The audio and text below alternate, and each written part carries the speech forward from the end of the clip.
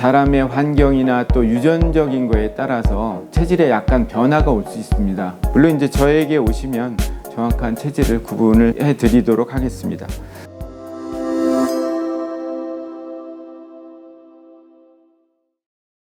네, 안녕하십니까. 저는 일산에서 조기성 약국을 운영하고 있는 조기성 약사입니다. 제가 약국을 운영하고 있지만 한국체질면역연구소의 연구소 소장을 맡고 있기도 합니다. 이 시간은 중의약 6개 체질 중에서 4번째 체질인 D형 체질에 대해서 말씀드리도록 하겠습니다. 우선 D형 체질은 비위장이 발달되어 있는 체질입니다. 5장 중에서 비위장이 발달되어 있기 때문에 상당히 이제 먹는 걸 좋아하고 또 식탐도 있고 이 먹는 거에 대해서 관심이 많은 이제 체질입니다. 그리고 우리 몸을 상초, 중초, 하초로 따진다면 비위장이 중초에 있게 되죠. 중초는 중상초, 중하초로 나누어지게 되는데 이 중상초에 비위장이 존재하고 있습니다. 그런데 D형은 역시 음인이기 때문에 중상초에 냉습이 이제 생기게 되는 이제 그러한 체질입니다. 비위가 발달이 해 있지만 중상초에 냉습이 있기 때문에 먹는 것이 다 흡수되지 못하고 배설을 하게 됩니다. 그러니까 이 D형 체질들은 잘 먹고 화장실을 여러 번 가고 이러한 체질에 속하게 됩니다. 외형적인 좀 특성을 보면, 그러니까 이제 체형이죠. 체형이 골격이 좀 큰 체질입니다. 그리고 비위장이 갖고 있는 특수성이죠. 그거에 따라서 기육이 좀 발달해 있습니다. 특히 상체의 이 팔뚝 같은 것이 좀 큰 체질이에요. 그래서 근육형입니다. 그리고 근육을 키우기를 좋아합니다. 그래서 헬스장을 자주 이용하기도 하고요. 전체적으로 보면 또 통통합니다. 마른 사람보다는 좀 통통하거나 약간 좀 뚱뚱한 그러한 체질이고요. 역시 음인이기 때문에 좀 음인의 특성인 좀 하체가 좀 찬 편입니다. 그래서 하체가 좀 차기 때문에 하체 신경통, 하체 순환장애, 하지 저림 이러한 특성을 좀 갖고 있을 수 있습니다. D형의 체질이 갖고 있는 중요 특성에 대해서 좀 말씀드리겠습니다. 이 체질은 습득력, 암기력이 좋습니다. 반면에 창의력은 좀 떨어지는 편입니다. 그리고 이재에 밝습니다.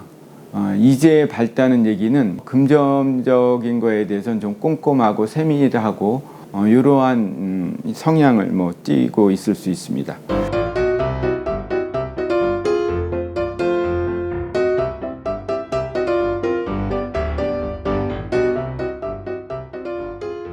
D형 체질에 있어서 성향과 성격을 말씀드리면 우리 5장 중에서 비위장이 갖고 있는 정신활동, 정서활동 이건 좀 한방적이죠.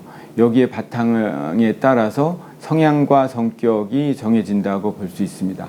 그래서 이분들은 조금 물질적입니다. 물질적이고 또 조금 현실적이고. 그런데 요분들은 성향이 좀 선한 편이에요. 그리고 이 자기의 선함과 착함을 좀 방어하기 위해서 말이 굉장히 좀 논리적으로 발달되어 있는 것을 볼 수 있고요. 그리고 이런 분들은 정이 많아요. 좀 다정다감한 이제 그런 성향을 볼 수 있고, 복잡한 것은 좀 싫어합니다. 단순한 그런 성향을 갖고 있을 수 있습니다. 그리고 이제 건강인데요. 이분들은 역시 음인이고 하체가 좀 냉하기 때문에 땀을 많이 내는 것이 좋습니다. 그 건강에 좋다는 얘기고요.